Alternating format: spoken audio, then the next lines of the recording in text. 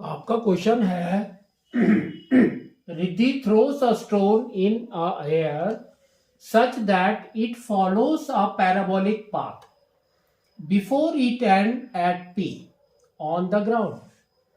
Now ये आपका diagram है। तो देखो Q यहां पर है, Riddhi is here at the position -2, ball is here और ये बॉल पैराबोला लेके P में जाके एंड हो रही है। ठीक है। नाउ क्वेश्चन देखो क्या है। The graph is represented by polynomial where sum of its zero is 1 and the sum of squares of its zero is 25. Find the coordinates of P and Q.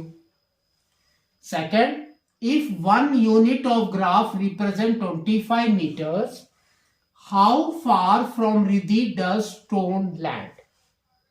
तो देखो इसको क्या करना है आपको। सबसे पहले हमको मालूम होना चाहिए पैराबोलिक पाथ कौन सा पॉलिनोमियल लेता है हमारा, quadratic polynomial, only quadratic polynomial. तो यहां पर हम लिख सकते हैं quadratic polynomial.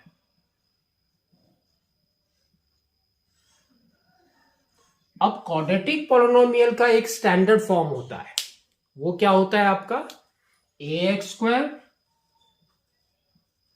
Plus bx plus c, ये आपका स्टैंडर्ड फॉर्म है।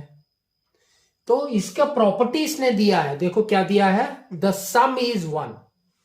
तो इसके अगर आप जीरोस निकालेंगे या रूट्स निकालेंगे या value we can say x का वैल्यू, तो दैट इज दोनों का सम इज 1। तो फर्स्ट इज अल्फा, उसको हम लेंगे अल्फा। तो alpha plus beta is equal to 1। Second इसने क्या बोला है देखो, and the sum of squares of it 0। तो स्क्वायर ऑफ इट 0, तो ये हो गया alpha square plus beta square is equal to 25, है ना। Alpha square plus beta square को आपको सॉल्व करना है। तो क्या होता है आपका, it is nothing but alpha plus beta whole square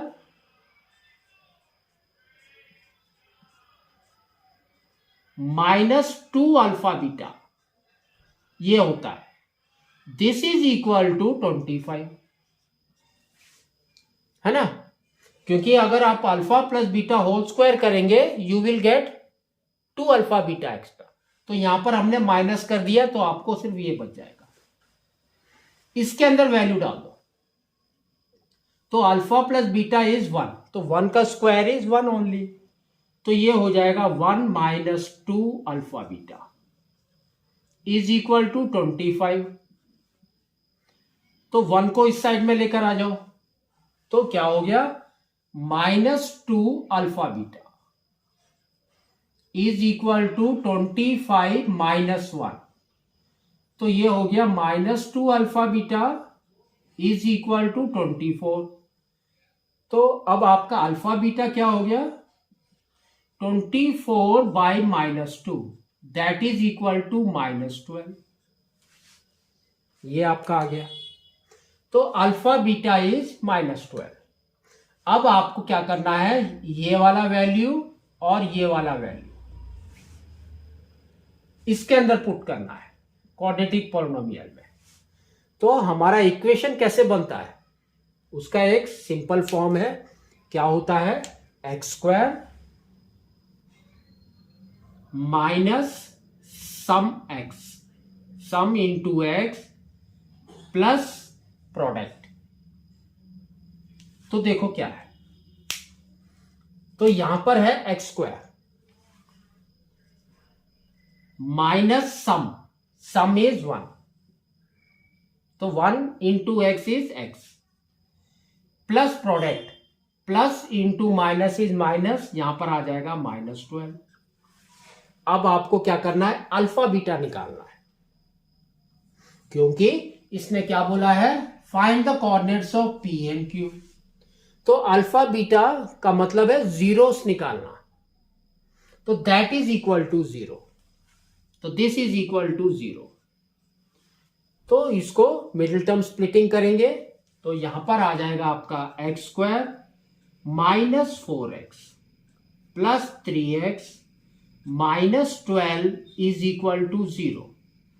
तो यहां पर कॉमन इज x, तो ये हो गया x माइनस 4 और यहां पर प्लस 3 इज कॉमन, तो अगेन हो गया आपका x माइनस 4। तो इसका मतलब क्या हो गया आपका x minus 4 is equal to 0 और दूसरा हो गया x plus 3 is equal to 0। तो ये है x इज इक्वल टू 4 और x is equal to minus 3।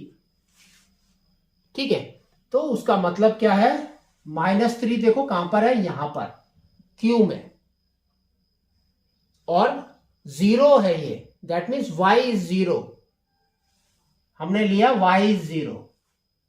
तो अब आपका Q का कोऑर्डिनेट क्या हो जाएगा, तो Q का कोऑर्डिनेट हमारा हो जाएगा -3, 0 और P का कोऑर्डिनेट हमारा हो जाएगा 4, 0, है ना।